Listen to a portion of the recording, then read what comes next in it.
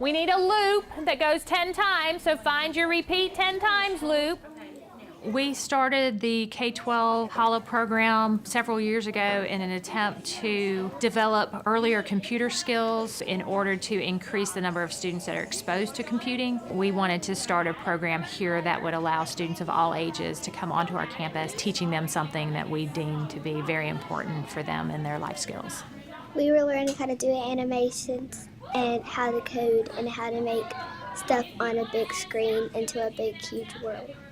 It's kind of like a puzzle. They all connect together in some way. It's fun because they can basically do almost anything. For our name, we want the color to change.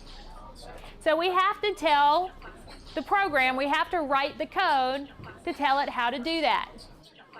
The HOLO stands for Hands-On Learning Lab Activities, and it's scheduled to be a 1-hour lesson. All of the students have their own personal laptop, and they use those in classes. Today they were working on a program called Scratch the Cat. They were learning how to use animation, motion, add color. Scratch the Cat is like this thing you can go on and code. There's little blocks things that you stick together to make them different thingies do stuff. We had our initials, and we had to make them bigger and smaller. We had to color them. Each of our HOLOs, the students are active participants in the activities. So we don't want to lecture to them. We don't want to show them PowerPoints of what to do. We want to give them instructions and then have them follow along and learn the activities so that they're getting the computer skills at the same time as they're going through the lessons. What we want to do with this is we're going to add some spinning. We're going to make this letter spin or turn. Our students were here to learn more about the use of technology and how they can use it in the classroom. There's a couple of different goals. The main is computer exposure. The younger you can expose students to the idea of computing as a discipline, the more likely it is that they will see that as a possible career field. I think it's fun because it gives you imagination of what you want to do when you grow up, and it teaches you a lot of things.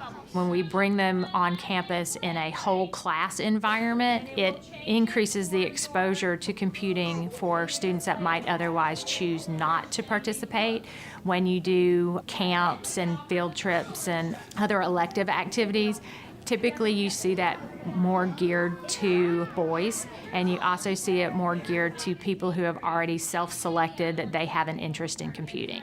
If we show them something one time, they can usually pick up on it, and they don't need much help after that. It's gotten easier, but sometimes like you accidentally delete stuff or it won't work. Nope, put it right underneath the blue one.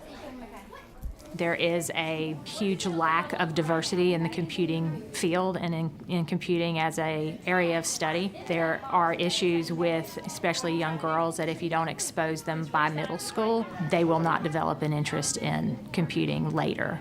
I think it's easier for the younger ones to learn it. Kind of sticks with them. They do so much now with technology and electronics that the younger they work with it, the easier it becomes. I like coming here because I want to be an engineer when I grow up, and so I kind of think you kind of get to design stuff on the computers, and I like designing stuff and like building stuff, and so I really like the computers.